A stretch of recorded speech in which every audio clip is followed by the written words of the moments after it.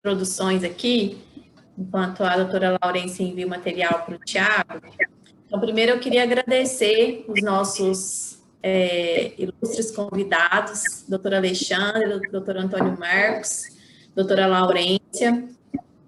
Depois o Tiago vai fazer as apresentações com a leitura dos currículos. Mas dizer inicialmente que a gente está muito feliz em realizar esse evento. Eu acho que o assunto fundiário, ele é um assunto caro para o setor mineral, né? A gente tem muitas questões que a gente precisa enfrentar, muitos detalhes, né? O nosso sistema registral e fundiário, ele é naturalmente fonte de várias discussões, né? Então, esse é um assunto que está sempre na pauta do setor, e não só do setor mineral, né? Eu acho que qualquer setor estratégico aí da economia enfrenta algum tipo de demanda relacionada ou à regularização ou à aquisição de imóveis, especialmente por estrangeiros, né? Então, eu queria inicialmente agradecer a todos, aos nossos participantes aqui, a lista tem vários dos nossos conhecidos, André, Marcela, o Cocati, o Túlio, vários aqui. Então, muito obrigada pela presença. Eu falo em nome também do IBDM, né, que é quem está realizando esse evento, Instituto Brasileiro de Direito Minerário. E é um evento que a gente pretende que seja útil para a gente e para todos vocês. Acho que os palestrantes são gabaritados para prestar vários ensinamentos, então acredito que vai ser um evento bastante prático. Então, eu desejo um bom evento a todos e quero passar a palavra para o nosso moderador, o Tiago, que vai conduzir os trabalhos aí para a gente. Então, pessoal, boa tarde, quem fala é Tiago. Queria primeiro agradecer a BDM por poder fazer esse evento aqui, que é tão importante. Realmente, a Ana falou muito bem que é um tema de grande relevância para a gente discutir e cada vez mais construir conhecimento em conjunto.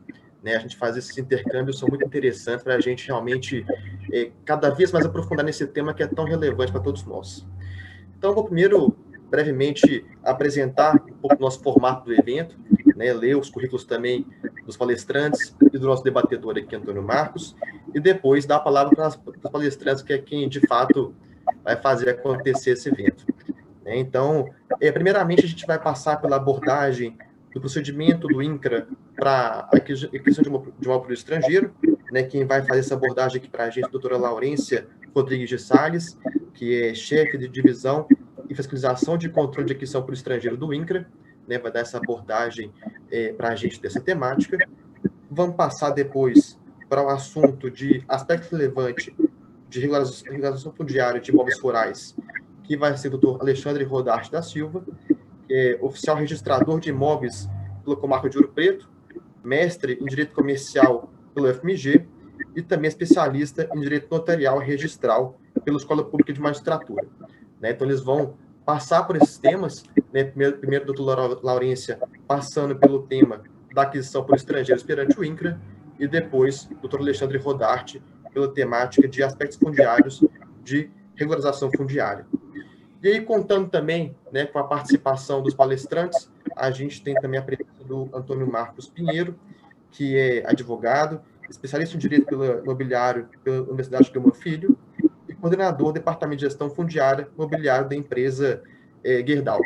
Né? Então, ele vai também contribuir com a gente nessa parte do debate para poder instigar, né, não só a discussão aqui dos palestrantes, mas poder instigar também a discussão, trazendo um pouco da visão do público e também de alguém que está já há muito tempo presente no setor fundiário e no dia a dia. Né? Então, primeiro, acho que é feita aqui a apresentação breve, né, que a gente quer realmente ouvir os palestrantes que vão introduzir os temas para a gente. Eu passo para a doutora Laurência a palavra para ela poder iniciar nossa discussão aqui sobre a aquisição perante o INCRA. Doutora, a senhora que quer me reenviar a sua apresentação para poder compartilhar aqui? Por enquanto não recebi. Tiago, eu vou tentar, eu acho que eu consegui perfeito. Colocar. Mas boa tarde a todos, e eu agradeço o convite, e é um prazer partilhar desse evento. Eu vou falar um pouco sobre a aquisição e arrendamento de imóvel rural por estrangeiro, mais voltado para os procedimentos do INCRA, né? E, claro, também vou estar aberta para qualquer algum outro questionamento. Eu trouxe uma apresentação para vocês que eu acho que fica melhor, né, para a pessoa visualizar e guardar. Guarda um minutinho aí que eu vou colocar agora.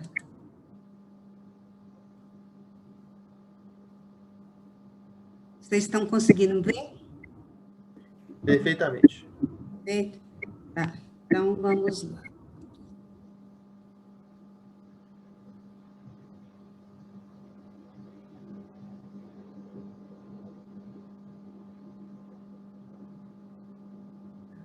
Então, nós temos aqui, ó, aquisição e arrendamento de imóveis rurais por estrangeiro perante o INCRA, né? Então, vou mostrar para vocês o nosso procedimento.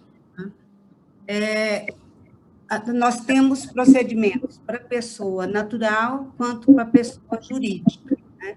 Então, eu vou começar aqui falando da pessoa natural, talvez não seja esse o foco que vocês estão querendo, eu acho que provavelmente vocês estão mais interessados na pessoa jurídica brasileira equiparada a estrangeira, né? Mas eu acho por bem falar sobre pessoa natural também. Então, vamos lá. Pessoa natural, nós temos os requisitos, né, essenciais, sem os quais a gente não consegue fazer a autorização. Então, primeiro, o estrangeiro ele precisa ser residente no Brasil. Então, se ele tiver, por exemplo, ele veio aqui no Brasil, depois ele foi embora, e depois, ele estando lá, ele querendo adquirir o imóvel, ele não vai poder, porque é somente para os brasileiros, para os estrangeiros residentes. Então, ele tem que ter, logicamente, se ele é residente, ele tem, né, que ter a carteira de registro nacional, que agora é pela nova lei, né, que foi editada agora há pouco tempo, eu não me lembro qual o número exato dela, né?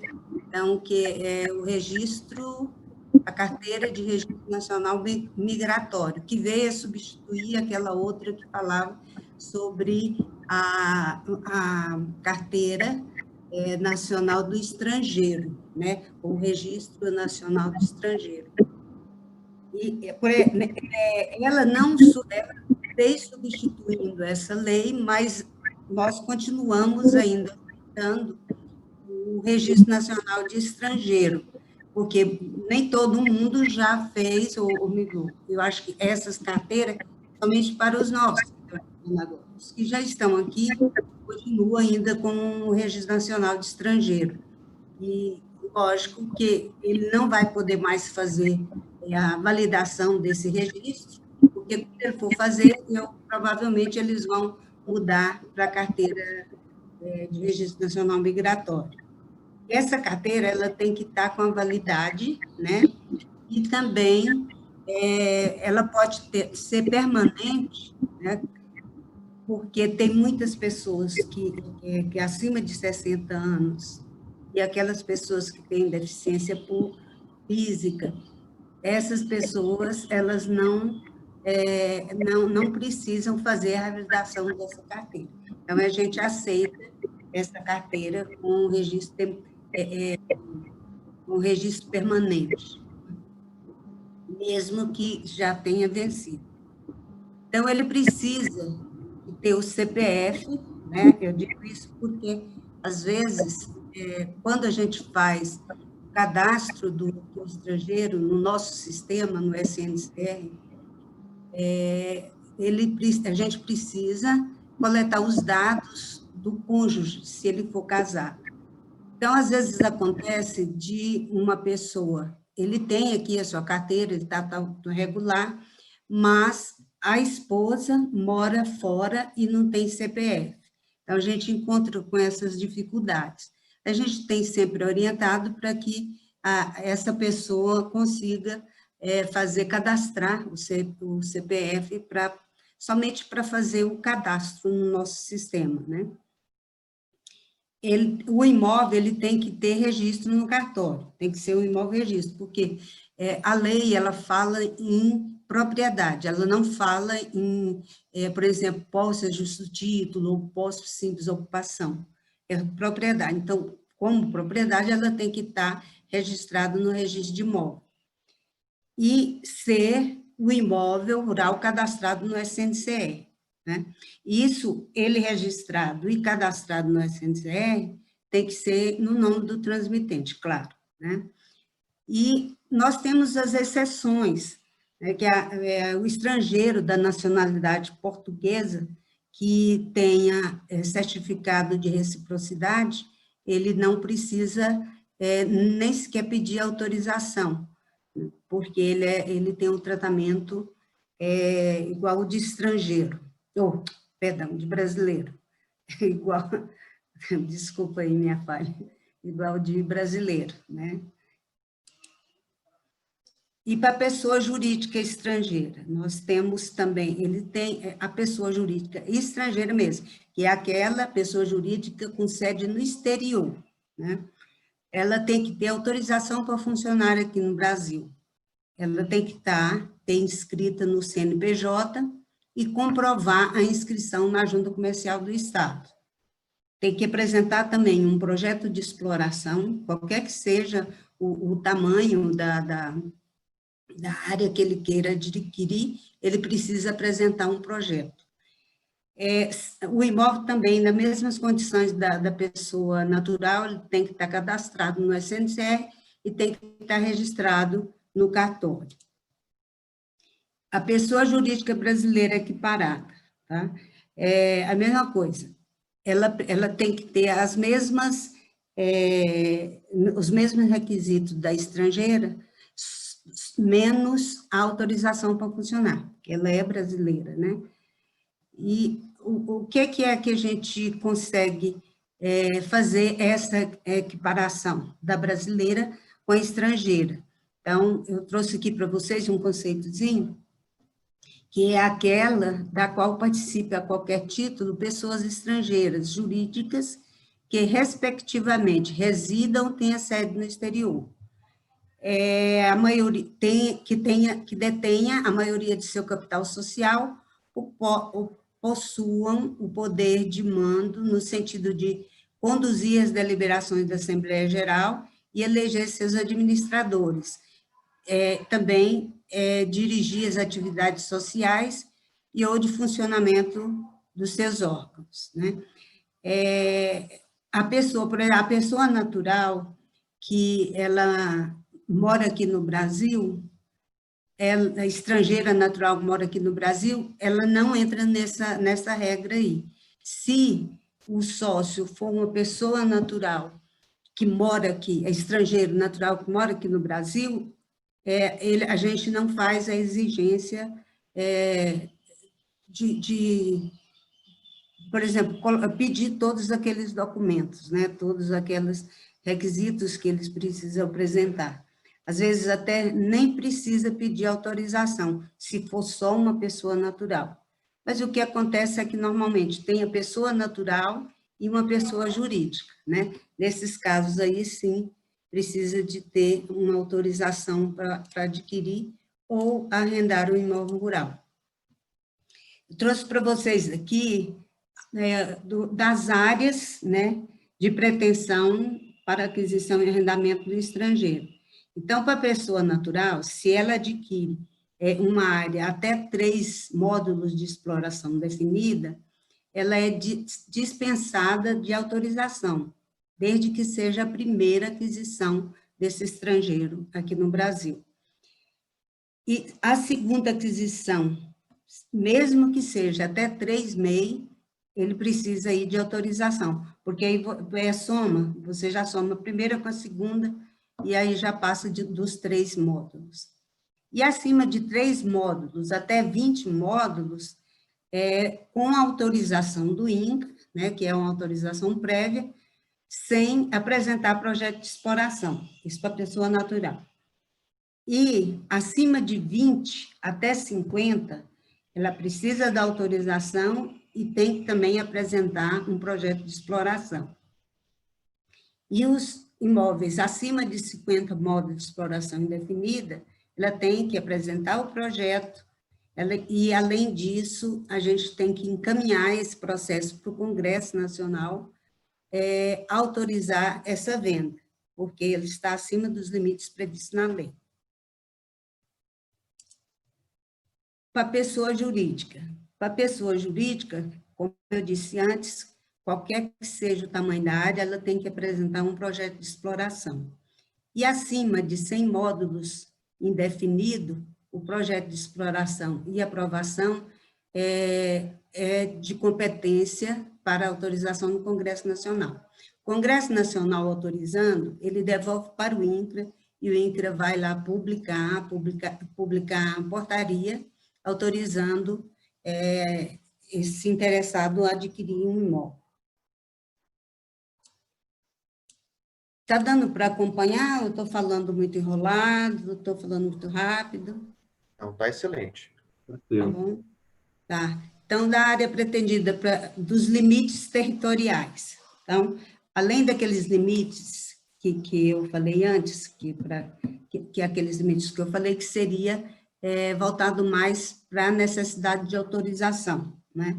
Esses daqui também, mas ele entra também como um requisito essencial, que é, por exemplo, o estrangeiro ele não pode adquirir mais do que 25% da superfície do município, ou seja, do estrangeiro em geral.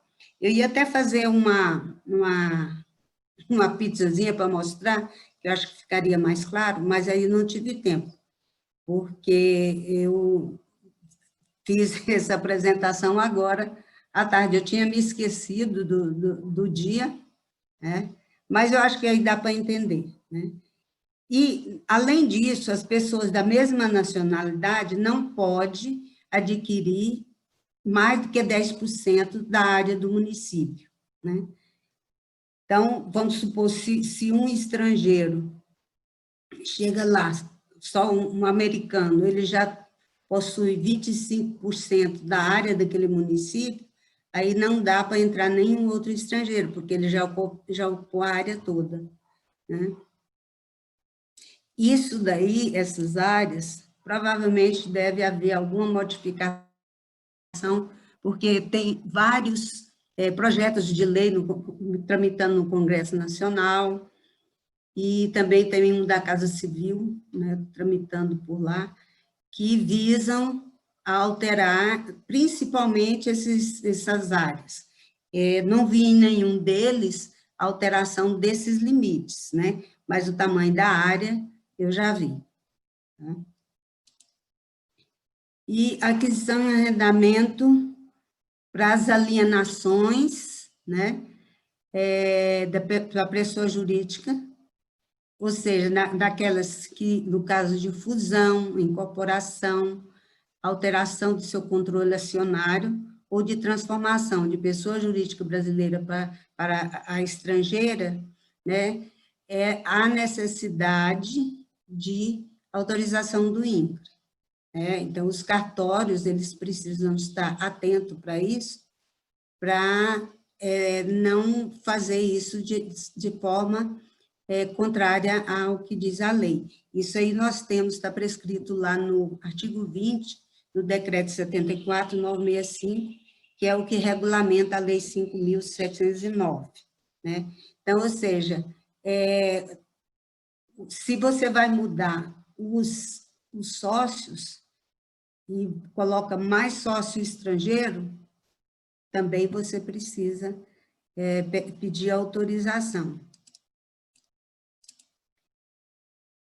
Agora vamos falar um pouco dos direitos reais e das exceções, né? Então, nós temos aí alguns direitos, eles, inclusive, tem uma legislação nova, que é a Lei 13.986, de agora de 2020, que trouxe essa novidade, alterando a Lei 5.709.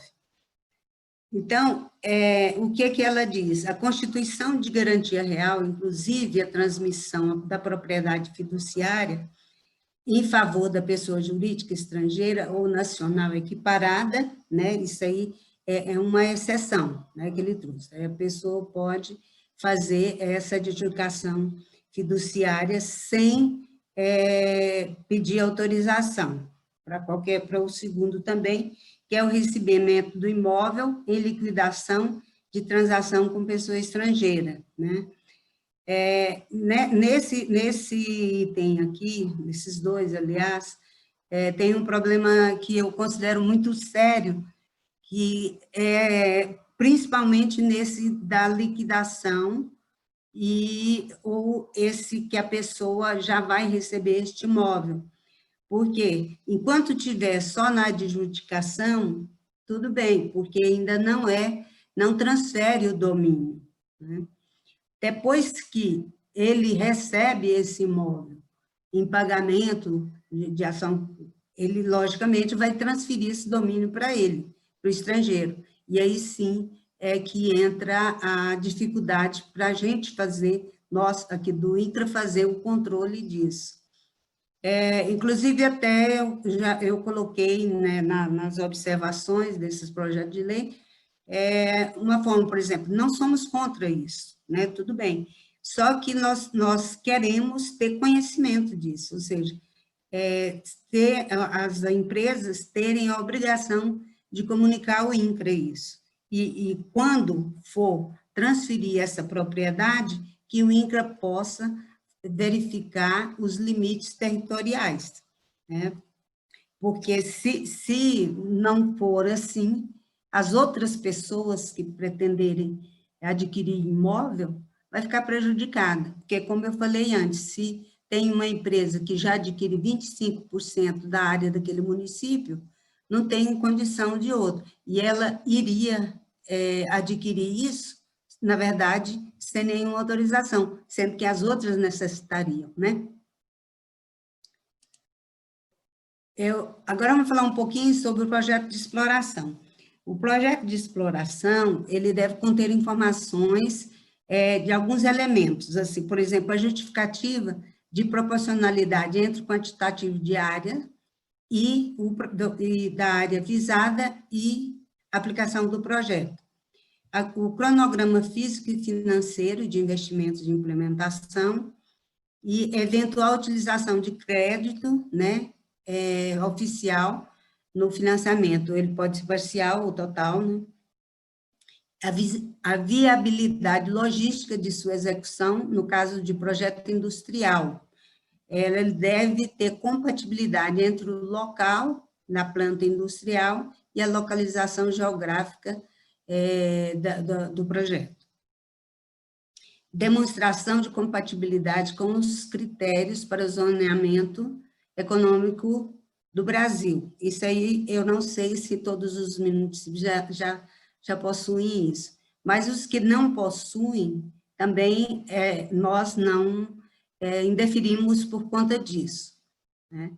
Isso daqui, ele vem nessa Instrução Normativa Conjunta número 1, que foi elaborada pela Procuradoria-Geral, a AGU, né? Ele fez. Por quê? Porque tem muita gente que procura... Não assim, a elaboração do projeto é uma elaboração livre do profissional que vai fazer esse projeto, ou seja, de pecuária, ou seja, de turismo, ou de exploração mineral. Então, é o profissional, né, habilitado que vai fazer esse projeto. Então, ele tem livre, né, redação para fazer esse projeto dele. Só que a gente colocou esses requisitos, eu acho que para ficar melhor orientado esse projeto, até para a análise das pessoas que vão aprovar esse projeto. Então, esse projeto ele é entregue ao INCRA junto com o pedido de autorização, né, do processo, que abre o processo, vem o projeto junto, e o INCRA vai encaminhar isso para o Ministério da Agricultura. O Ministério da Agricultura, para os projetos, né, que são de competência dela, por exemplo, de agropecuários, eles são analisados pelo Departamento de Produção Sustentável e a Secretaria de Inovação, Desenvolvimento Rural e Irrigação. E os que não são de competência do MAPA, o MAPA encaminha para os órgãos competentes, né? Por exemplo, o Ministério do Turismo, Indústria e Comércio, deixa eu ver qual um outro, Indústria e Comércio, também o Ministério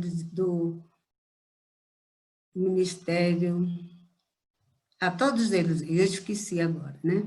É o projeto de colonização, bom, aí terminando lá. E os projetos de colonização são analisados pela divisão de coordenação de assentamento do INCRA, coordenação de desenvolvimento e assentamento do INCRA. Ele não sai fora do âmbito do INCRA, ele é analisado, então, tecnicamente, juridicamente e pelo projeto, tudo no próprio INCRA. Toda pessoa jurídica, né, deve apresentar projeto de exploração. Pessoa natural, somente para os imóveis com área acima de 20 imóveis. Eu esqueci de colocar aqui, mas há também a necessidade de análise da cartografia. Então, quando o processo chega, a gente sempre pede a planta e o memorial descritivo. Essa planta e o memorial descritivo, eles são analisados para a nossa cartografia, tanto no estado quanto aqui, se tiver alguma dúvida, né? Isso aí eles vão verificar se há sobreposição de área, né, em área pública ou mesmo em área particular. Se houver essa sobreposição, a gente comunica ao interessado se ele ainda quer fazer, né? Lógico que a gente não vai entrar no indeferimento de caras só por isso, né?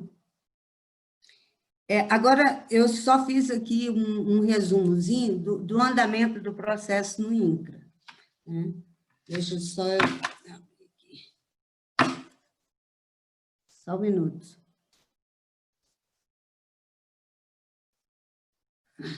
Tá, então, o processo ele inicia-se na Superintendência Regional do INCRA de localização do imóvel. A pessoa interessada, ele vai lá ao INCRA ou encaminha através de e-mail, qualquer um outro meio, até pela ADCE, né? Ele pode fazer esse pedido, porque aí ele vai lá fazer o pedido de atualização e já cai na malha da análise. Então, ele faz esse requerimento ele é direcionado lá no protocolo do INCRA, lá do Estado, e lá o protocolo encaminha para o servidor, né, da área de fiscalização, do setor de cadastro. Esse servidor do setor de cadastro, ele vai encaminhar para um analista. Esse analista, ele vai fazer análise técnica e cartográfica e a jurídica. Terminando essas análises, ele encaminha para o INCRA-SED. Agora, no INCRA-SED, no INCRA-SED, ele vai exatamente para a minha área, né? Ele vem, e aí a gente vai fazer, não vamos fazer uma análise técnica novamente, a gente faz uma análise complementar. E os encaminhamentos, né? Desses encaminhamentos, quais são? Nós temos aqui, se tem projeto de exploração, né? A gente manda para lá, porque é para o departamento, né, de assentamento e desenvolvimento do próprio INCRA, ele vai, analisa, devolve, né, e devolve para a gente. Se, de qualquer forma, todos os processos, eles vão para a Procuradoria, primeiro, antes de ir para o projeto. Vai para a Procuradoria analisa e devolve para a gente. Essa Procuradoria, peço até desculpa, eu coloquei ela no lugar errado aqui, ela é lá na própria superintendência, no Estado. Aqui na sede, só para tirar alguma dúvida, né? Se tiver projeto de exploração, fora que é o projeto de colonização, que é esse que vai para o INCRA, é encaminhado para o mapa. O mapa faz análise, né? Se não for de competência dele, do mapa, ele encaminha para outros órgãos, né? Que eu falei. É o Ministério da Indústria e Comércio, o Ministério do Turismo.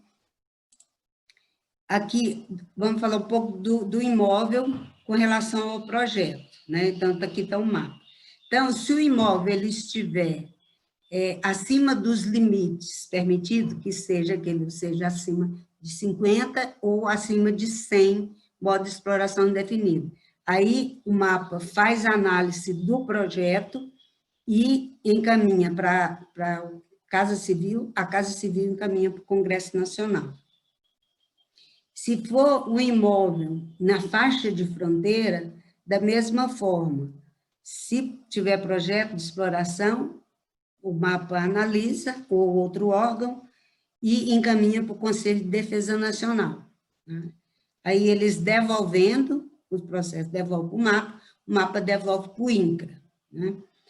E se for um imóvel do limite até 50 MEI, que é aquele da pessoa natural, ou limite até 100 para a pessoa jurídica, ele só analisa o projeto e encaminha para o INCRA. Aí o INCRA, por sua vez, devolve para a Superintendência Regional, né? Depois que for autorizado e publicada a portaria. Bom, muito obrigada. Era só isso que eu tinha para falar. Eu tentei resumir o máximo, né? Eu espero que eu tenha sido clara, né? E fica aí à vontade para quem quiser fazer algum questionamento. Doutora Laurence, muito obrigado. Foi muito objetivo e muito bem explicado ao mesmo tempo. Acho que ficou muito claro para a gente entender realmente esse fluxo do processo e também o que a senhora, né, enquanto a chefia desse setor do INCRA, analisa e também leva em consideração. Né? Então, acho que foi muito interessante até para quem realmente não está muito integrado no assunto, porque foi bastante didático. Né? Então, acho que foi bem interessante mesmo.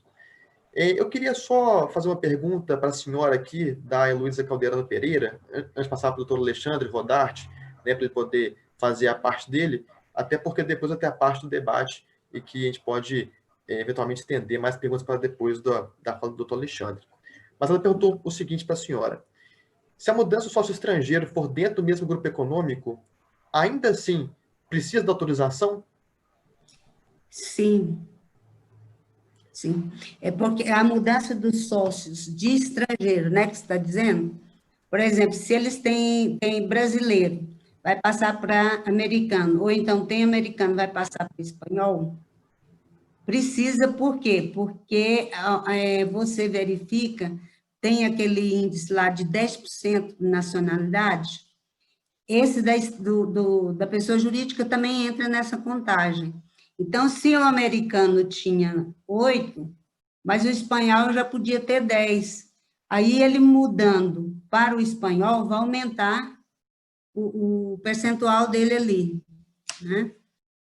O que ela, inclusive, fez um adendo na pergunta dela foi que, nessa situação, nesse caso, né, em que ela está trazendo para a gente hipotético, esses sócios seriam da mesma nacionalidade. Né? Seriam 2 americanos, por exemplo, ou mais de 2, né, nesse exemplo hipotético, numa empresa equiparada estrangeira, né, brasileira, mas equiparada estrangeira. Ainda assim, a senhora, né, manteria essa necessidade dessa autorização do INCRA?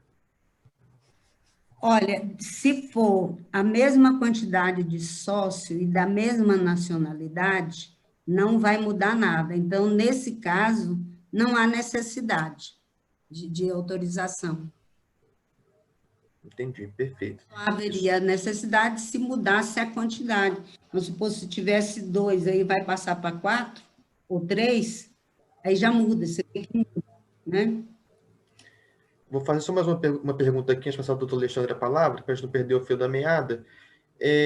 O Guilherme Denzin perguntou o seguinte para a senhora: como regularizar imóveis já adquiridos por pessoa jurídica equiparada estrangeiro no passado e que precisam de atualização do registro de imóveis, por exemplo? Você poderia repetir? Eu não entendi bem o início da pergunta. Tá. Como regularizar imóveis já adquiridos por pessoa estrangeira, pessoa jurídica equiparada estrangeira no passado e que precisa de atualização no registro de imóveis? Pronto. Então, tem pessoas que, no caso, seria pessoa jurídica, né? Que vocês estão mais Sim. interessados. Então, nós temos, assim, a pessoa jurídica, dependendo do passado. Nós temos uma história que, de 1994 a 2010, nesse período aqui, a pessoa não precisaria ter autorização, eles faziam a negociação de livre vontade, né? No caso, seria a pessoa brasileira equiparada à estrangeira, né? Ou seja, aquela pessoa brasileira que tem o controle acionário estrangeiro. Então, se ela adquiriu nesse período, ela não estava legal. Por quê? Porque nesse período havia uma polêmica muito grande entre se a Lei 5.709 foi integralmente recepcionada pela Constituição ou não. Aí, alguns achavam que o artigo 1º, né, do parágrafo 1º do artigo 1º dessa lei, não tinha sido recepcionada. Não sendo recepcionada, não haveria necessidade de autorização, a pessoa brasileira com capital estrangeiro não necessitaria de autorização para adquirir imóvel. Ela foi igualada à empresa brasileira. Mas houve essa polêmica durante esse tempo todinho, houve muita discussão acerca disso, então era uma coisa bem polêmica mesmo, uns achavam que não tinha sido excepcionado, outros tinham, mas, enfim, por fim, prevaleceu a história lá que ela realmente foi recepcionada integralmente pela Constituição Federal. Então, a partir do dia 23 de agosto de 2010, aí passou-se a exigir novamente a autorização para aquisição. Então, aquelas pessoas que adquiriram nesse período aqui, não tem problema nenhum. Desculpa, eles podem fazer a atualização cadastral também no cartório, sem nenhum impedimento. Perfeito. Pessoal, vou dar seguimento aqui. Eu vi que tem mais 2 questionamentos, do Daniel e do Felipe Jorge. Só que vai ter rodada de debate ao fim do nosso webinar aqui, até para a gente dar essa dinâmica do evento, né, para o doutor Alexandre poder passar para a gente o que ele tem para trazer em relação à discussão da parte fundiária, esse aspecto prático da parte fundiária. Eu notei essas perguntas de vocês, tá? Se não conseguir responder ao longo do evento, a gente pode fazer esse intercâmbio, doutora Laurência, ela podendo responder, a gente depois responde por e-mail para vocês, mas só para a gente conseguir cumprir com o nosso cronograma aqui do evento. Tá? Ao final do debate, ao final do webinar, vai ter essa rodada de debates, eu vou aqui retomar as perguntas de vocês. Ok? Então, só para a gente dar andamento... Por favor, como é que eu consigo fechar isso daqui? A senhora na parte de baixo da tela. Exatamente, stop. Stop. Perfeito, aqui já voltou para a gente. Então, doutora Larissa, muito obrigado pela explanação da senhora, foi realmente muito boa, tá? Muito objetiva, muito clara, muito dinâmica, muito didática também. Acho que contribuiu para todo mundo aqui. Eu peço para a senhora, se a senhora puder permanecer com a gente aqui, para a gente poder fazer o debate ao final, né? A gente retomar essas perguntas do Daniel e do Felipe e as outras eventuais. Mas para a gente dar andamento com o nosso evento, a gente ouvir também do doutor Alexandre Rodarte, que vai trazer para a gente esses aspectos práticos fundiários aí do dia a dia dele, enquanto registrador oficial de Ouro Branco. Doutor Alexandre, eu fechei o seu áudio por causa da interrupção que estava tendo na doutora Laurência. Quando o senhor quiser, é só abrir e pode iniciar, por favor. Estão me ouvindo? Perfeitamente. Então, boa tarde a todos. Meu nome é Alexandre, oficial de registro de imóveis. Estão fazendo uma correção de Ouro Preto, tá, Tiago? Desculpa, falei branco e Ouro Preto, desculpa. Sem problema. E gostaria de agradecer a você pelo convite, a doutora Ana, e parabenizar a doutora Laurência pela exposição. Eu que trabalho nessa área, eu sei como esse tema de aquisição de imóvel rural por estrangeiro é árduo, cheio de idas e vindas, né? Gerências políticas e tudo mais. E ficou muito claro, portanto, gostaria de dar meus parabéns, né? E depois eu gostaria de ter acesso a esse material, porque é sempre bom a gente poder contar com essas telas, de modo a sempre que precisar, né, nos valer dessas informações que, com certeza, são muito atuais. Bom, o convite, né, que me foi dado sobre o tema regularização fundiária de imóvel rural, na verdade, a regularização, vamos dizer assim, todo ato que eu pratico, né, no âmbito do cartório, a gente sabe que visa essa regularização, né? O dia a dia nosso é sempre com base nos princípios registrais, buscar, em última análise, a segurança jurídica, né? Regularização fundiária é segurança jurídica. Portanto, eu gostaria de colocar uma questão aqui. Eu não sou do painel, então eu vou ser didático. E eu gostaria de colocar uma questão assim, entender da maioria das pessoas o que seria um imóvel rural, né? Malgrado os conceitos que constam da lei,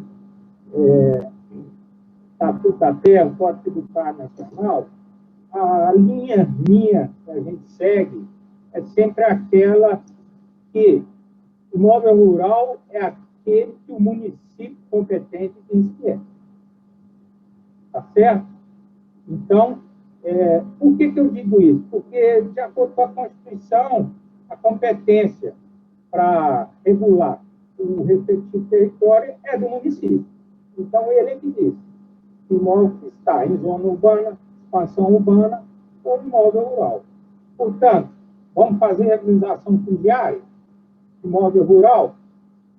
Eu sempre peço ao interessado que faça uma visita à prefeitura, obtenha uma certidão atualizada, certidão cadastral, para que eu possa atualizar a matrícula, né? E, a partir daí, tomar as medidas ou exigir, fazer as notas de devolução respectivas. Esse é o primeiro passo. Mas a questão da regularização fundiária, ela tem, vamos dizer assim, o conceito, tudo essa questão da ocupação eficiente, né? Visando a sustentabilidade econômica, social e ambiental. É quase um clichê, né? Mas eu tenho também aqui comigo o seguinte: existe essa regularização fundiária sob a perspectiva do oficial, né? E a regularização fundiária sob a perspectiva do gestor, né? Do interessado como um todo. Então, eu posso relatar aqui, no início da minha função como oficial, que a gente não possuía aqui no âmbito do Estado de Minas Gerais nenhuma orientação específica sobre como proceder os atos. Eu gosto de dizer muito que uma coisa é você ser aprovado num concurso, outra coisa é você assumir efetivamente a função, né? Então, ao longo desse tempo todo, a gente não tinha um encaminhamento. A partir, salvo engano, de 2015, o Código de Normas, né, de Minas Gerais, ele passou a ditar uma série de diretrizes. E essas diretrizes tanto servem para nós como para o interessado como um todo.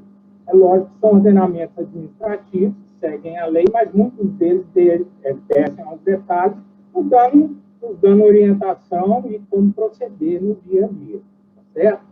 E vamos dizer assim, com relação a essa questão do Código de Normas, lá tem todas as orientações especificamente com relação ao imóvel rural. Por exemplo, eu costumo brincar que quando você vai tomar qualquer providência com relação ao imóvel rural no cartório de imóveis, existe o kit imóvel rural. Qual é? CCIR, ITR, era a reserva legal, hoje nós temos o carro, né? Sem os quais, praticamente, não há o que se fazer. Tudo fica travado na dependência da apresentação dessa documentação e o atendimento desse requisito. Então, a partir daí, é claro que hoje em dia a demanda está muito mais extensa, porque está envolvendo, vamos dizer assim, com muita frequência, a questão das certificações, né? O georreferenciamento, que é uma espécie de certificação diária, né? E, portanto, ela, hoje, existe uma série de nuances, né? Existe uma série de nuances que nos orientam no dia a dia. Ela consta no Código de Normas, eu não sei se é o caso. Antes de adentrar nessas questões específicas sobre cada uma delas, que eu acho importante citar, eu gostaria de dizer uma coisa, orientando aos senhores que utilizam o registro de imóveis com relação ao protocolo. Porque quando o interessado dá entrada no registro, ele protocola o título. E segundo o artigo 186 e o artigo 285 da Lei 6.015, o protocolo, não tomadas medidas dentro do prazo de 30 dias, ele caduca, tá certo? E, no entanto, se a gente for observar a letra do artigo, ele diz que por uma série de desídia do interessado.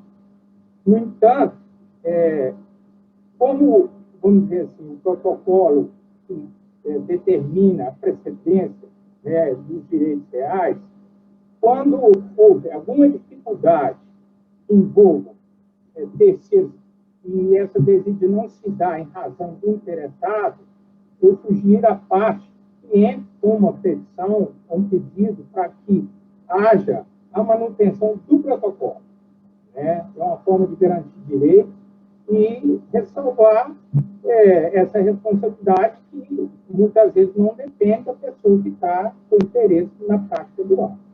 Tá certo? Então, isso eu gostaria de deixar bem claro. Outra coisa que eu acho importante é que são princípios registrais, que é bom que se diga, mesmo que sejam passando, o princípio da especialidade subjetiva e da especialidade objetiva. O que é isso na prática? Significa que é necessário que eu, oficial, exponha com muita clareza nas matrículas dos imóveis quem são os proprietários, na questão da especialidade subjetiva, o Estado Civil, a CPF, identidade, né, residência, todos aqueles elementos identificadores, porque tudo isso influencia na propriedade, principalmente o regime de bens, né? E na questão da pessoa jurídica, a sede, né, com o respectivo CNPJ. Isso eu tenho que deixar muito claro quem é e a característica do proprietário. Na questão da especialidade objetiva, eu preciso especializar. Em outras palavras, eu preciso dizer claramente na matrícula onde começa e onde termina o imóvel, né? Então, eu preciso saber na matrícula a área, quem são os confrontantes, né? Qual que é o perímetro parcial, perímetro total.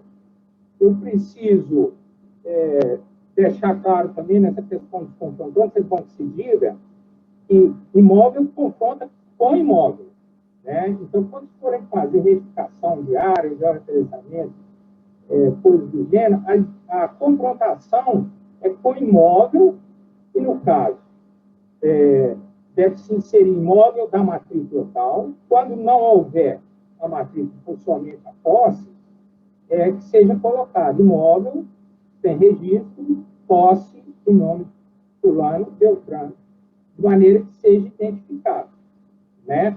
Isso é um equívoco muito comum, de se inserir na matrícula confrontação com a pessoa. O imóvel não confronta com a pessoa, não tem uma pessoa lá, né?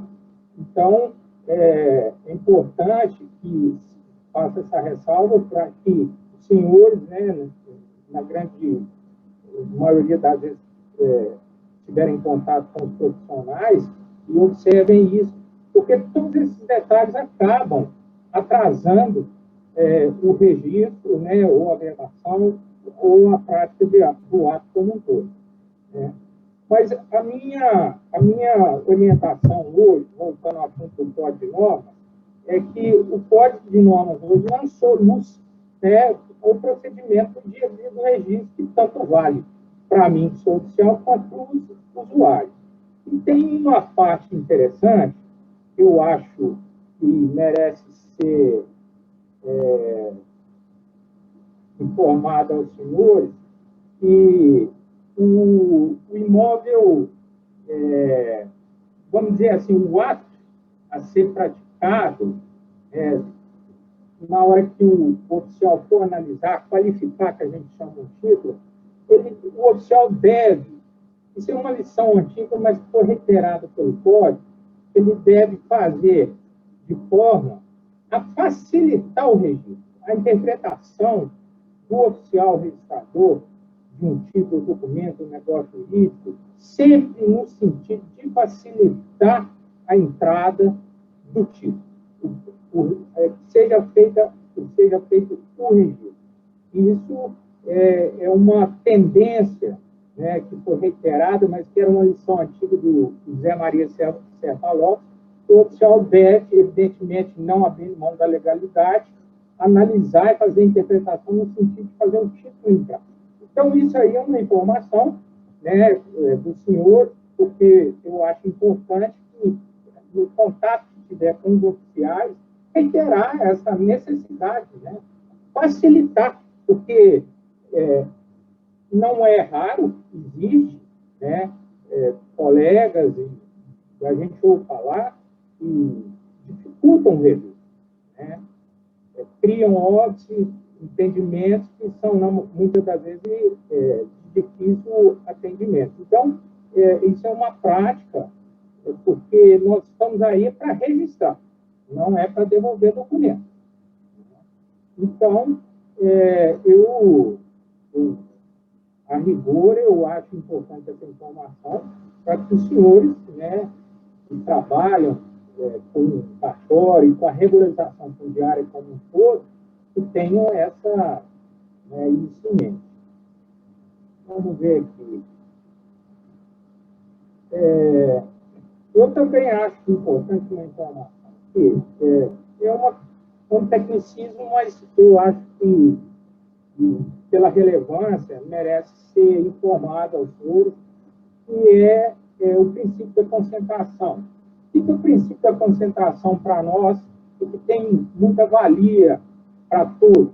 É que toda a informação pertinente ao imóvel, ela deve ser levada ao registro, para que o terceiro interessado ele tenha todas as informações na aquisição do imóvel. Isso porque, após aí o artigo 54 da Lei 13.097, o registro, que, ao meu ver, antes tinha, vamos dizer assim, uma presunção de validade, que a gente chama de relativa, ele passa a ter, pelo menos contra o terceiro de boa-fé, no sentido absoluto, né? A validade absoluta, copiando o registro alemão, que a gente chama de iure de iure, quer dizer, ele não pode ser desconstituído, né? Então, eu falei com os senhores a questão da especialidade subjetiva, da especialidade objetiva, né? E agora eu estou falando do princípio da concentração. Todos esses são importantes e também, agora, essa questão que inclusive consta no artigo 715 do Código de Normas, é visar a simplificação e a viabilidade da prática do ato registral. Né? Eu gostaria de entrar na questão da retificação diária e do georreferenciamento, mas eu acho assim, que eu poderia ler aqui os artigos e tudo, mas eu acho que é desnecessário, porque eles estão muito claros no sentido de orientar qual é o procedimento a ser adotado, pelos usuários como pelo registrador. A questão da intimação dos confrontantes, na questão quais os casos são necessários, quais os casos não são necessários, né? E também na questão da falta de anuência, que presume-se dado ok, assim como aqueles casos em que onde há alguma escusa ou alguma recusa para que não seja dada anuência na confrontação, esses casos não são irrestritos. Quer dizer, alguns casos criam, vamos dizer assim, um conflito de interesse, mas, dependendo da interpretação do oficial, ele pode entender que aquilo não obsta o prosseguimento do procedimento de certificação. Eu gosto de ser bem didático nessa questão do georreferenciamento, porque nem todo mundo tem esse domínio. Mas o georreferenciamento, eu gosto de comparar, é como se ele fosse um grande quebra-cabeça. Né? Quem me corrige se eu estiver errado, mas e as peças são os respectivos memoriais, né? Que vão se encaixando, e aqueles perímetros que não houver sobreposição, eles vão sendo certificados. A tendência, que foi o grande combater, talvez seja um grande problema nosso, que é a existência dos imóveis, que a gente chama de imóveis voadores, né?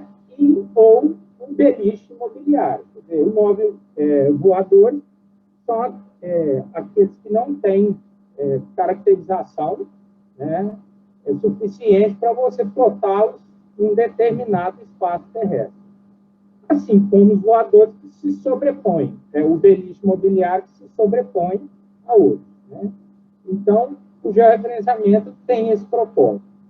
Mas, enfim, eu acho que isso aí é uma tendência irreversível, né? Seguida pelo cronograma de exigência, né? Então, no momento atual, imóveis de 100 a 250 hectares, para que possa dar andamento em determinadas demandas, principalmente aquelas que envolvem transferência de direitos reais, o georreferenciamento é necessário. Né? Bom, eu falei aqui um pouco nessa questão assim, da perspectiva do oficial, sabe? E é lógico que é muito mais extenso do que isso, mas são alguns pontos que chamam a atenção. E eu também vou ousar a dizer, assim, entrar em alguma seara, vamos dizer assim, nessa seara do gestor imobiliário, quer dizer, aquele interessado que está do outro lado do balcão, mas que interage conosco. Diante desse tempo todo de vivência, experiência, a gente percebe claramente as dificuldades, seja porque o assunto é complexo, e ele é complexo para todo mundo, né? Inclusive para nós, que trabalham diretamente com isso, e para os interessados que muitas vezes têm que cuidar, resolver com urgência, e é um problema que aparece, não raro, de um dia para o outro, e aí a gente vê muito frequentemente no cartório, no balcão, o choro e ranger de dentes. Mas muitas vezes a gente não consegue atender a contento da forma, porque o sistema, a gente coloca de proteção de registro de imóveis, ele é muito eficiente, né? E ele é, de uma certa forma, burocrático, entre aspas, mas essa é a proteção, ele é feito adrede para, né, filtrar e levar a segurança jurídica e isso, análise, ser o bem maior, né, que a gente proporciona para a sociedade. Mas eu voltando ao assunto aqui, eu queria colocar aqui, a título de sugestão, eu tenho certeza que tem muita gente que é gestora, né, que lida diretamente com o imóvel, e, vamos dizer assim, uma sequência de atos para que isso vire assim, uma rotina. Se vocês me permitem, eu vou dizer. A primeira prática é conhecer o acervo, né?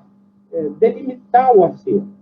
O que eu tenho aqui? Quais são os imóveis registrados? O que eu tenho aqui de posse? Quais são os imóveis onerados?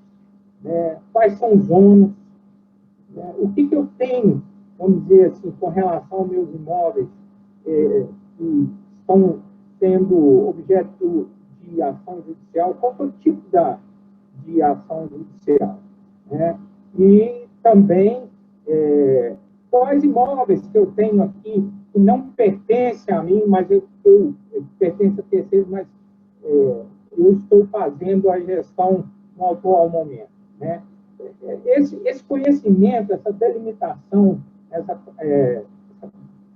catalogação é muito importante, né? Porque isso aumenta a questão, vamos dizer assim, a qualidade, né? E isso, em última análise, acaba resultando em benefício, porque não se pode administrar o que você não conhece exatamente e especificamente. Né? O segundo deles é a organização. Quando eu falo isso, é organizar no sentido de selecionar realmente. Olha, eu tenho aqui posse, propriedade, e se eu preciso tomar determinadas comandos, atitudes, esse daqui eu quero vender, né, esse acervo aqui não interessa a minha atividade fim, esses aqui eu sequer conhecia, né, para evitar muitas vezes de ser tomado por essa surpresa de saber que determinado imóvel pertence à empresa, né, isso é muito frequente. Né, e, feito isso, essa organização, priorizar para regularizar. Que seria, vamos dizer, o terceiro comando, é conhecer, organizar e regularizar. Né? Essa regularização compreende tudo isso que eu estou falando, né? Todos esses atos, seja no cartório, seja em outras, vamos dizer assim, repartições, prefeitura, INCRA, né? Fórum, judiciais e extrajudiciais, né? Cartórios, enfim, todas aquelas entidades com que a gente se relaciona e que, de uma forma direta ou indireta, tem repercussão, né, no imóvel. Feito isso, né, o que passamos a fazer? A adquirir o controle, né, que seria o quarto comando, para que a gente possa, doravante, imprimir agilidade, racionalidade do sistema, né, e não deixar que fuja do controle, porque essa é uma prática, infelizmente, recorrente no cartório. Quer dizer, somos sempre surpreendidos. Porque a demanda chega e a diretoria cobra ou a obrigação cobra. Quando no caso de empresa, por exemplo, a gente percebe muito que recebe uma oferta muito boa para venda, comercialização, e o imóvel não está regular. Então, quer dizer, ele não tem liquidez. Tudo bem, mas aí vem o quinto comando, que, seguida essa sequência, a gente acaba por monetizar, quer dizer, o bem começa a ganhar liquidez, que é o objetivo. Quer dizer, o imóvel regularizado, ele tem o condão de proporcionar ao proprietário essa liquidez.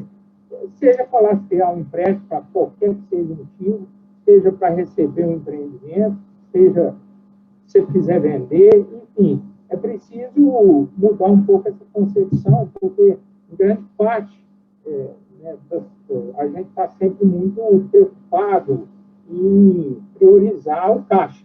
E imóveis com liquidez regularizada são imóveis com, vamos dizer assim, com liquidez garantida. Né? Mas, por outro lado, também, eu, acompanhando esse processo já há mais tempo de regularização e tudo, eu me permito também sugerir aos senhores essa questão para tomar cuidado, por exemplo, no caso das empresas, o controle das informações, a base de dados, para evitar, vamos dizer assim, um turnover, quer dizer, uma substituição de pessoas encarregadas, de tal forma que as informações se percam. Né? Isso acaba acarretando uma dispersão, vamos dizer assim, de documentação, né? E respectiva perda de informação. Né? Isso tem um impacto muito grande. Uma outra coisa também que eu percebo muito, que isso acaba criando uma dificuldade grande para todos, é acreditar no sofisma de que se eu tenho a escritura, é o quanto sabe, quer dizer, eu estou com a segurança jurídica. A escritura nada mais é que o título. Nada mais é que o título. O que acontece a gente lava, vamos dizer assim, a documentação, mas não leva ela a registro e acaba acarretando um problema sério, porque quando você protocola o documento, e entre a data da lavratura desse documento e o respectivo registro, há um intervalo muito grande de tempo, e quando o documento for protocolado, nós vamos aplicar a lei do título do protocolo. Né? Então, se na época foi lavrado o documento, os requisitos foram integralmente cumpridos naquele momento, na época do registro, se houver alteração, como de praxe acontece, nós vamos fazer uma nota de devolução com base na exigência do dia, ressalvadas, né, algumas exceções. Mas isso é que gera problema, porque acontece dos vendedores desaparecerem ou ter alguma obrigação de ter um objetivo difícil de ser atendido. Então, não acredito que é um sofisma, evidentemente que eu falo isso não por interesse apenas, mas porque isso acaba sendo um dos motivos principais de haver, vamos dizer assim, irregularidade no registro. Né? E nessa tentativa de organizar toda vamos dizer assim, o acervo imobiliário. E, por último, mas não menos importante, é tentar, o máximo possível, assim como está acontecendo com a nossa categoria e tudo, desde a Lei 11.977, se não me engano, de 2009, essa mudança para o ambiente eletrônico. Né? Isso é uma tendência irreversível, de forma que eu acho que não vai ter como ser diferente. Né? Então, toda a tecnologia ela é bem-vinda no sentido de ajudar nesses aspectos todos. Né?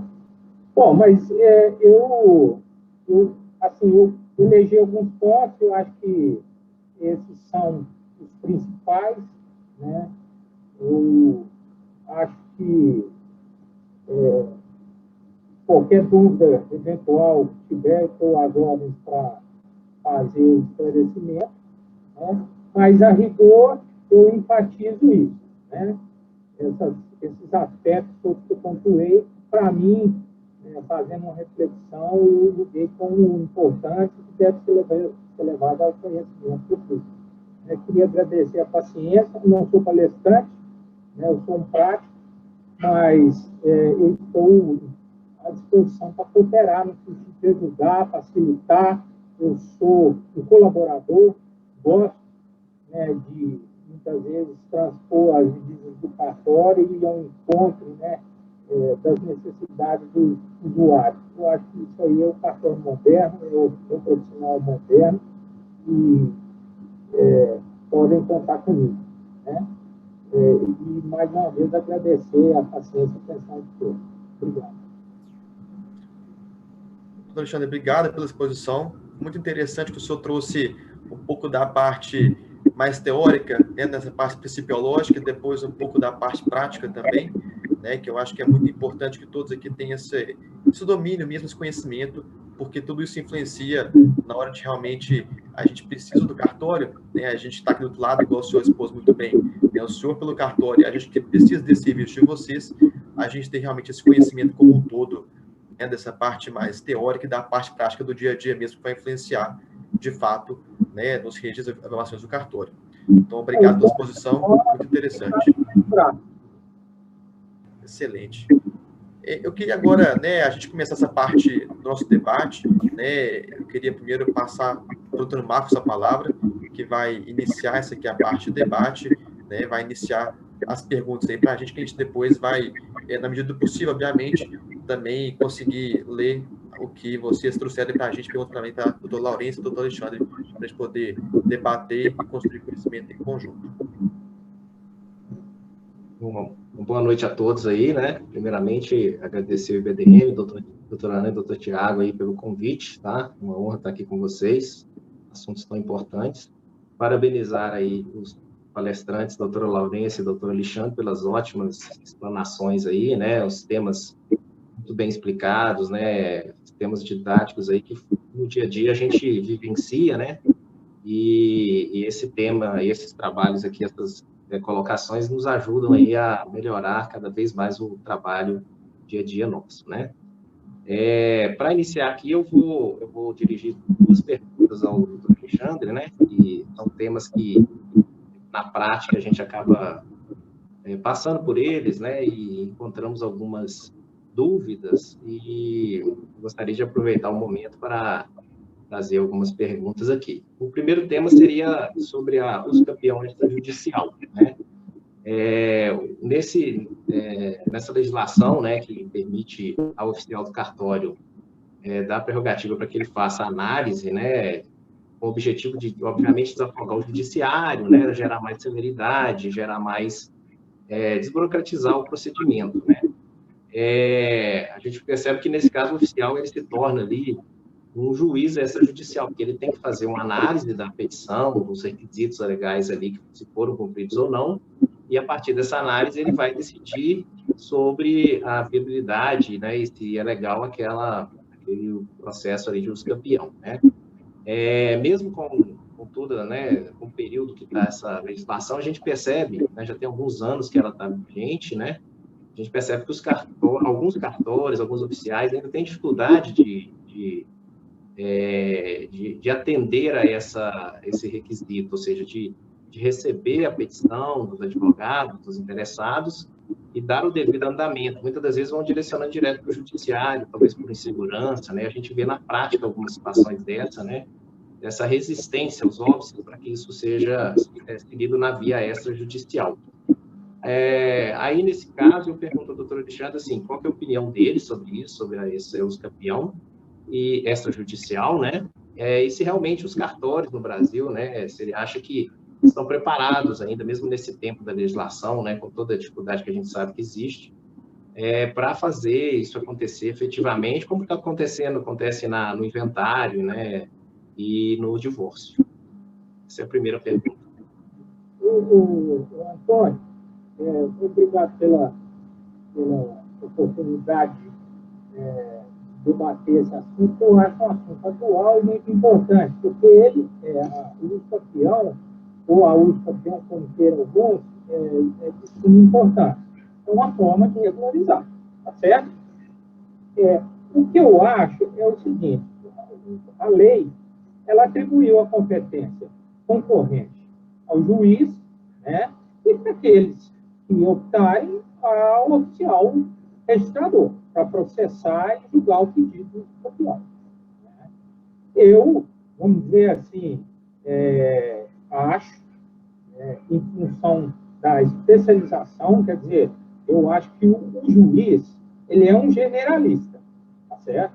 Ele julga causas de mais diversos pedidos, ao passo que o oficial do registro de imóveis, ele é um especialista. Ele tem sob seu domínio ali o acervo registral da comarca, junto com as informações que dizem respeito ao imóvel. Portanto, na minha opinião, ele é, vamos dizer assim, o protagonista, né, desse instrumento. É ele, na minha maneira de ver, o profissional mais competente para processar o pedido de uso campeão. É mais ou menos como você ir num clínico geral e, vamos dizer assim, eu estou com um problema no coração, vou no cardiologista. Né?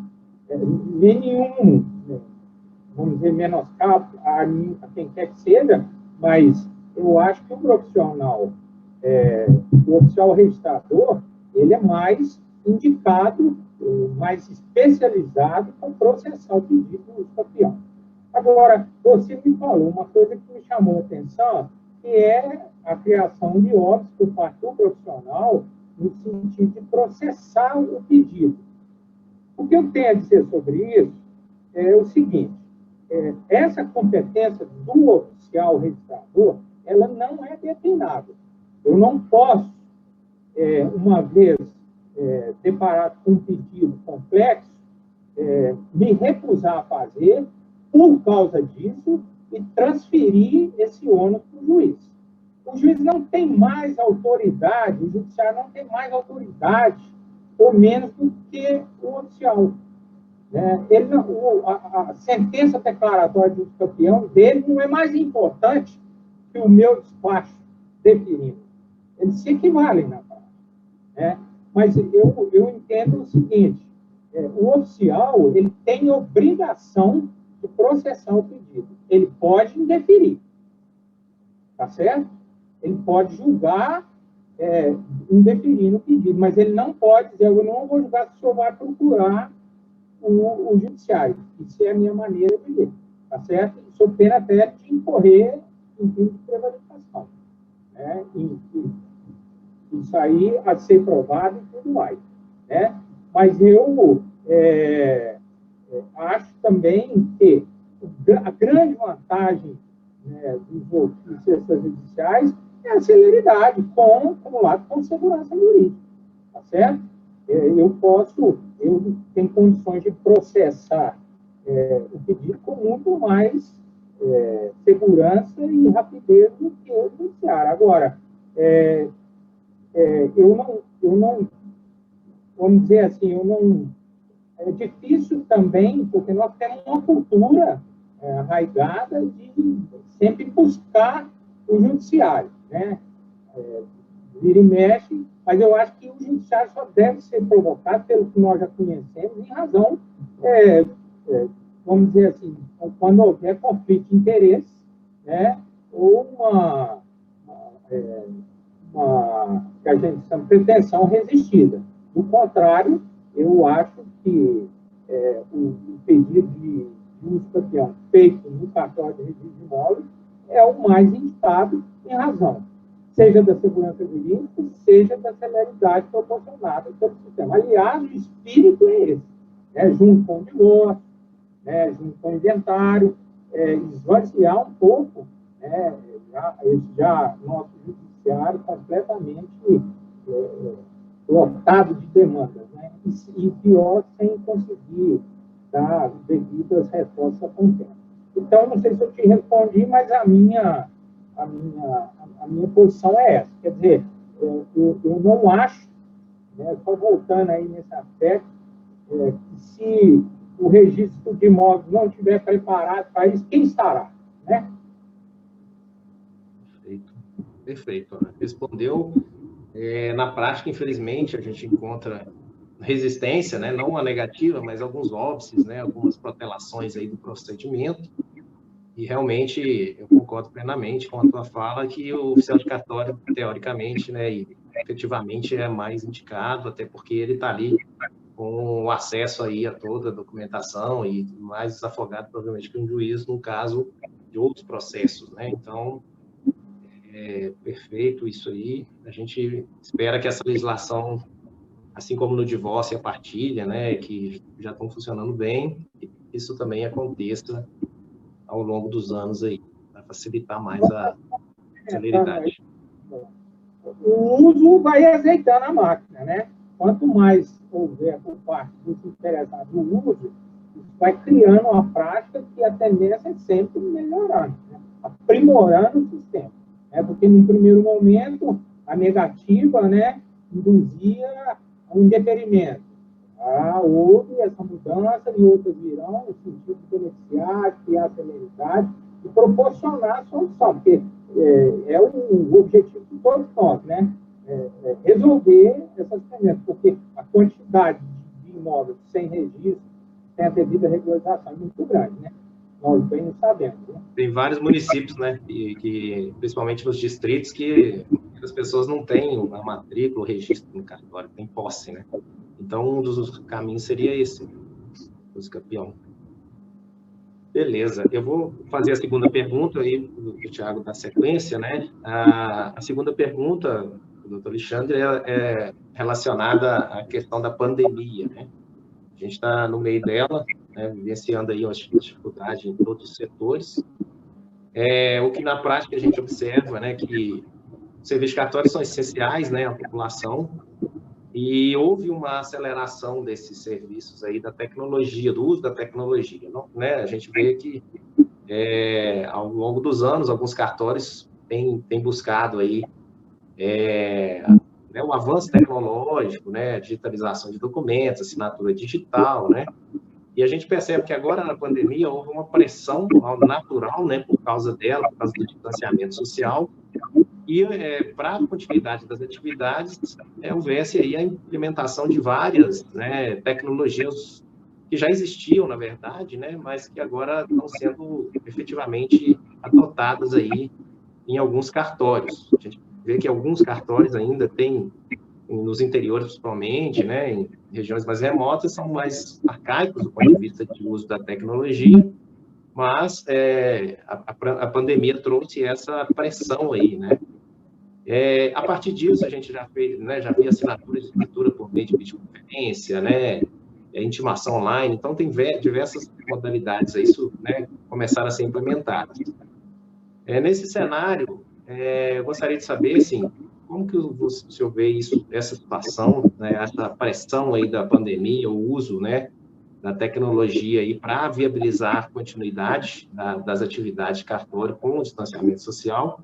Como que o senhor percebe isso? Existe alguma, no seu ponto de vista, né, a segurança jurídica, né, dos atos, ela está garantida, né, a publicidade, aqueles princípios básicos aí? Como é que o senhor vê essa situação aí em relação à pandemia?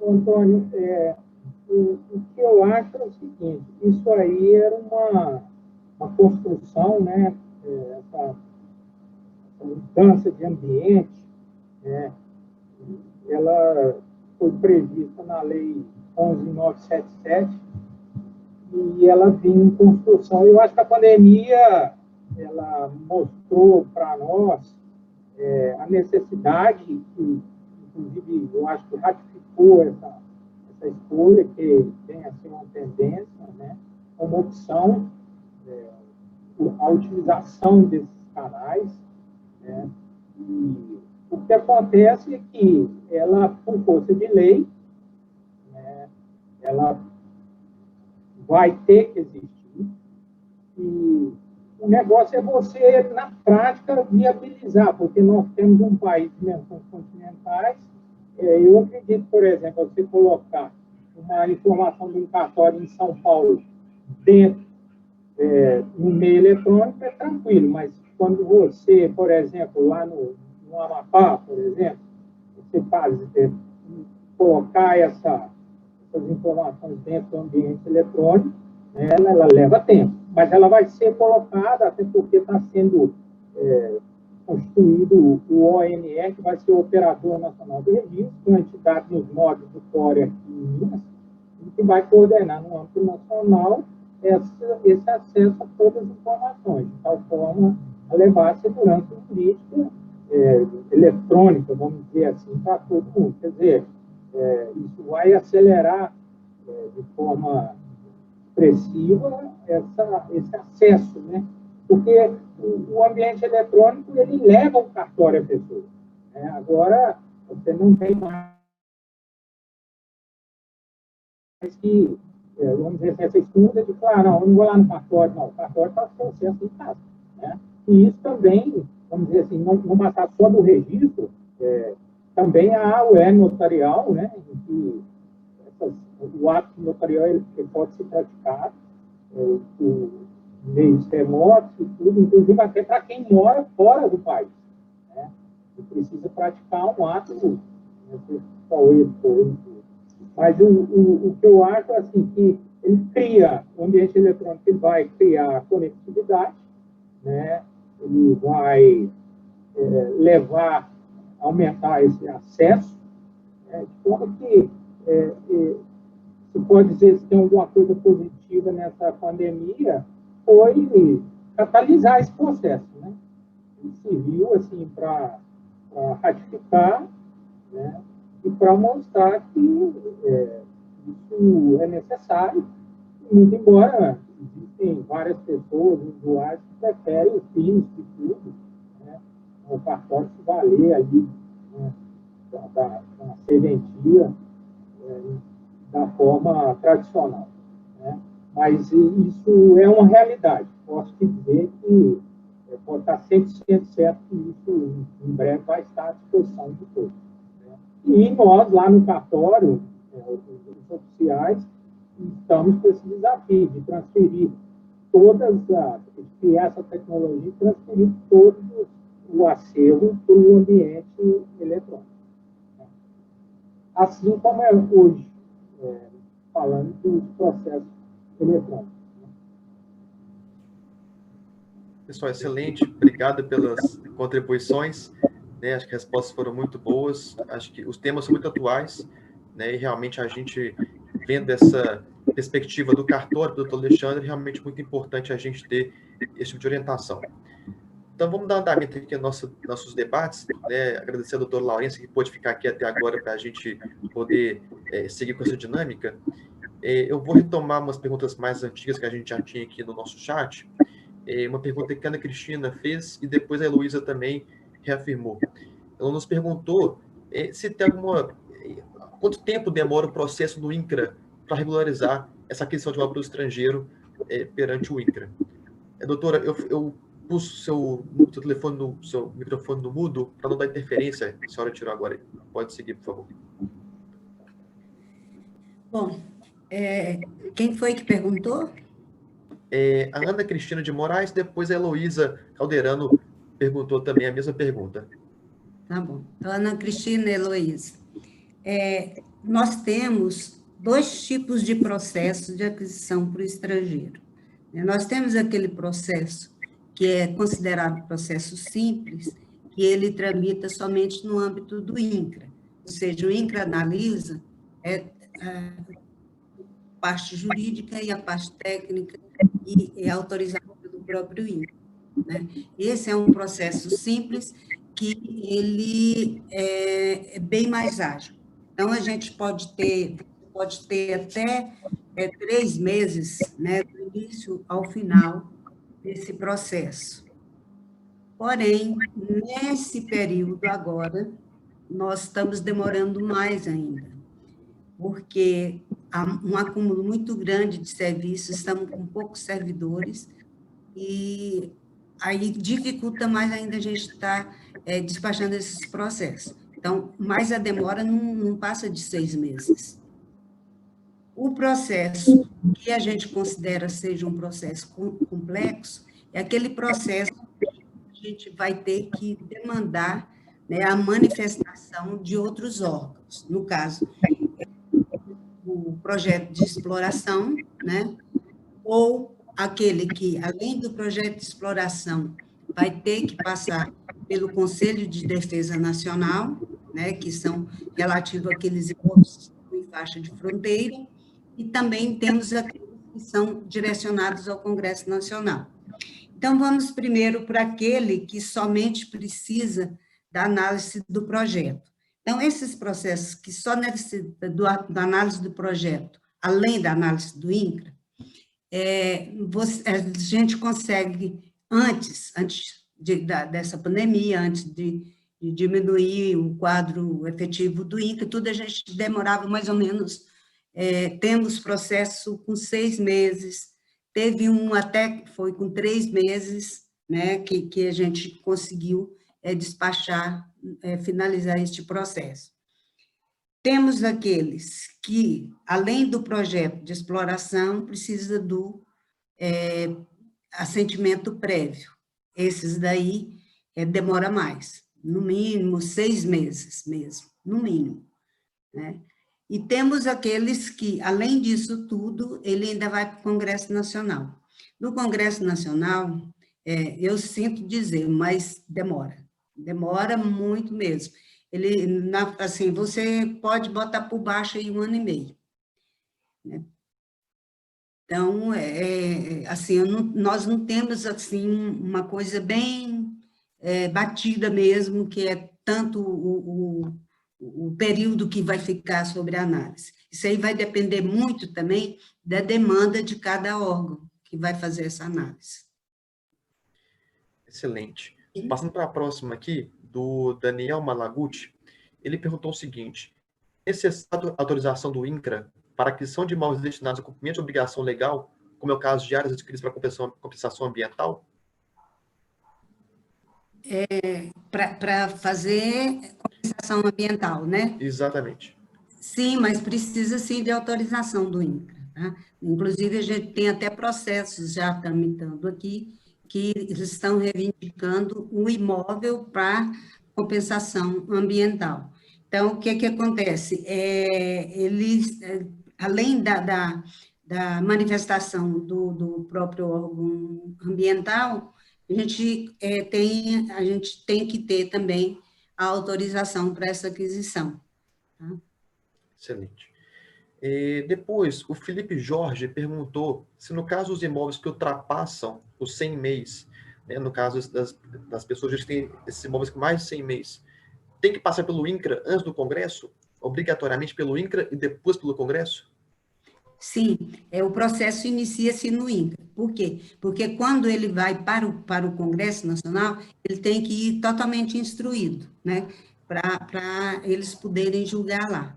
Lá, eles não têm a competência para fazer essa análise, né? Porque aqui o que a gente vai analisar? Né? Analisar sobre a parte técnica, que é que você vai verificar se a pessoa, o requerente, atende todos os requisitos da lei. A cartografia se manifesta, procuradoria, né? Se tiver projeto de exploração também.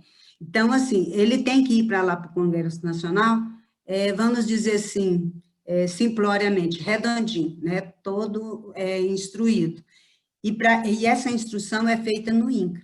Então, a pessoa vai dar entrada na Superintendência Regional do Estado de localização do imóvel. E a gente aí segue o mesmo trâmite, e o INCRA próprio que encaminha para o Congresso. Só complementando também, além de encaminhar para o Congresso, tem aqueles que às vezes precisam de assentimento prévio, e tem algumas pessoas que já estão entrando direto lá no Conselho de Defesa Nacional. Isso assim, não é aconselhável, porque o Conselho de Defesa Nacional devolve isso para o INCRA, né? Porque também o INCRA tem que mandar para eles todo analisado, né? Então, todo o processo de pedido de aquisição, de requerimentos, tem que passar pelo INCRA. Perfeito. O André Ferreira perguntou para a senhora também o seguinte: caso o imóvel, né, já esteja cadastrado no SNCR, e aí a empresa, né, conseguir demonstrar que aquele imóvel rural ele não cumpre os requisitos do artigo 4º do Estatuto da Terra, ele pode pedir para o INCRA que retire esse imóvel, né, do SNCR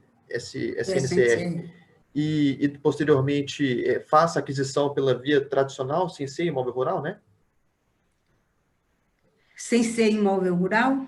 Sim, a empresa conseguiu demonstrar que aquele Quer dizer imóvel que não era imóvel rural, né? Ele estava cadastrado ele- no SNCR e depois conseguiu demonstrar que esse imóvel não cumpria os requisitos do Estatuto 4, do artigo 4º do Estatuto da Terra. Ou seja, que são os que não deixaram de ser imóvel rural, é isso? Perfeitamente. Que é a descaracterização do imóvel. Exatamente. Normalmente, o que acontece? Ele faz o pedido, inclusive pode fazer até pela internet, né? Pela DSR. Ele faz o pedido solicitando isso. Só que ele tem que trazer uma declaração da prefeitura, né? Aí o INCRA vai e faz essa descaracterização, ou seja, cancela, né, aquele imóvel, né, e aí ele não vai fazer, ele passa de rural para urbano, né? E o nosso cadastro é só de rural, então ele sai do nosso cadastro.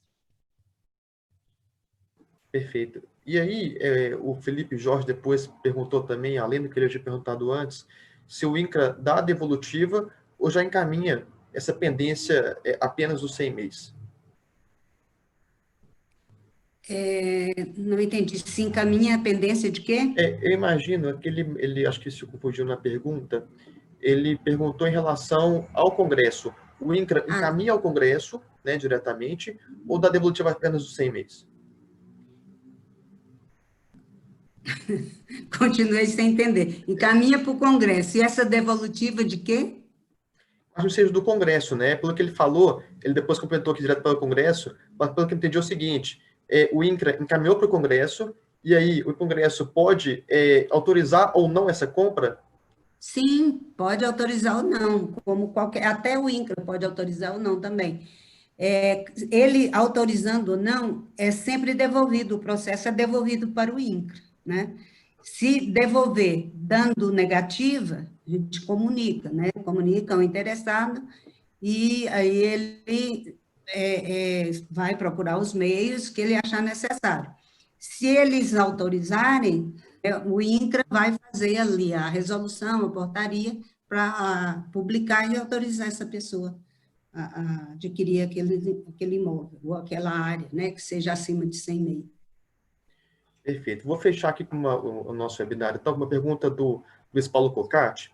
Ele perguntou para o doutor Alexandre o seguinte, em relação ao incêndio ocorrido em 1980, como é que está essa questão no cartório? Se já existe um procedimento para essa questão ocorrida? Se tem algum tipo de digitalização ocorrendo para poder superar esse empecilho do incêndio ocorrido?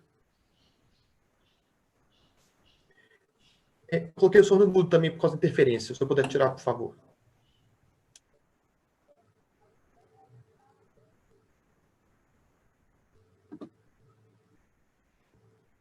Na esquerda da tela, o microfonezinho que está com isso. Tá me ouvindo? Perfeito. O incêndio ocorrido lá em 1980, ele foi tratado uma portaria sem número, um ato administrativo do juiz corregedor. E a forma com que os registros foram sendo recuperados através de uma solicitação à serventia requerida pelo interessado, mencionando, né, a propriedade, ainda afirmando que não houve nenhuma venda, nenhuma oneração, e que o imóvel se mantém tal qual naquele título que ele tem que anexar junto ao requerimento, ou seja, comprovando que houve efetivamente o registro daquele documento. E esse documento ele passa a ser ao sucedâneo do registro. Ou seja, ele vai me dar base para eu poder recuperar o registro, abrir uma matrícula e fazer o lançamento. Quer dizer, ele substitui o livro. Então, muitas vezes, aquele velho caso da escritura. Eu comprei, mas não registrei. Então, o camarada chega com a escritura interessado, mas aquele título não é hábil para recompor o registro. Se ele tiver o título certificado do registro, esse título fica arquivado em cartório e eu abro uma matrícula nova e, a partir daí, vida que segue. Perfeito. Ou, caso não havendo, né, essa documentação hábil para recompor, a via correta é o uso social. Perfeito. Pessoal, então a gente está respondendo algumas perguntas a mais. Eu vou anotar aqui os questionamentos que vocês nos encaminharam posteriormente para encaminhar aos nossos palestrantes, para que a gente possa responder para vocês, até por causa do nosso tempo. A gente tem que cumprir um cronograma, eles também têm outros compromissos, a gente tem que seguir o que a gente tinha previsto anteriormente. Mas acho que só demonstra que realmente é um tema que causa muita discussão, e aí a gente quer, obviamente, instigar o debate. Então, a gente vai viabilizar que vocês possam depois ter resposta ao que perguntaram para a gente. Queria agradecer a cada um de vocês, doutor Alexandre, doutora Laurence, doutor Antônio Marcos e Ana Maria também, por estarem presentes aqui com a gente, aceitarem o convite e também construir conhecimento com a gente, que eu acho que é o mais importante. Esse tema tem muito a ser explorado ainda, sobre várias vertentes, seja da questão fundiária, que o doutor Alexandre trouxe da perspectiva do cartório, seja da perspectiva do INCRA, nessa temática específica da aquisição por estrangeiros, ou então as várias outras vertentes que o INCRA também toma frente nesse tema fundiário. E aí a nossa ideia aqui é sempre realmente expandir e cada vez mais discutir esses temas. Ana Maria, quer... perdão. Tiago, eu queria dar uma sugestão. Claro. Poderia, se vocês tiverem interesse, é claro, e fazer um evento desse somente para os debates, Ao invés de ter apresentação, ter só os debates. E aí eu gostaria de, além do doutor Alexandre, que foi excelente a sua palestra, e assim, eu gostei muito, foi muito boa, convidar também, nós temos o pessoal que faz a regularização fundiária no INCRA, convidar alguém para participar. Essa é uma sugestão. Isso aí, não só eu tenho interesse, imagino como todo mundo que está aqui também tem interesse, Então, acho que o IBDM também tem muito interesse de viabilizar um próximo evento nessa temática, doutora Laurência. E eu agradeço desde já também pela abertura. Eu acho que é muito importante a gente ter essa interface com o poder público, A gente depende do poder público para operacionalizar as atividades, os empreendimentos. Então, eu acho que vamos colocar isso na pauta para a gente poder viabilizar um evento com esse foco, sim, com certeza. Certeza. E eu queria dizer também, Tiago, as perguntas referentes ao meu tema, se você quiser, pode mandar por e-mail que eu respondo, tá? Não vou prometer assim, responder de pronto, mas eu vou responder. Muito obrigado pela abertura também. Acho que realmente a gente viu que o tema deu muita discussão. A gente teve também perguntas que não foram respondidas aqui por causa do tempo mesmo, mas eu vou selecionar, vou encaminhar para a senhora e depois repassar para quem perguntou para a gente aqui. Ok. Ana Maria, pessoal, quer encerrar? Só encerrar mesmo, agradecer formalmente pelo IBDM, muito obrigada aos nossos palestrantes, São Antônio Marcos, e a todos que estiveram presentes aqui com a gente.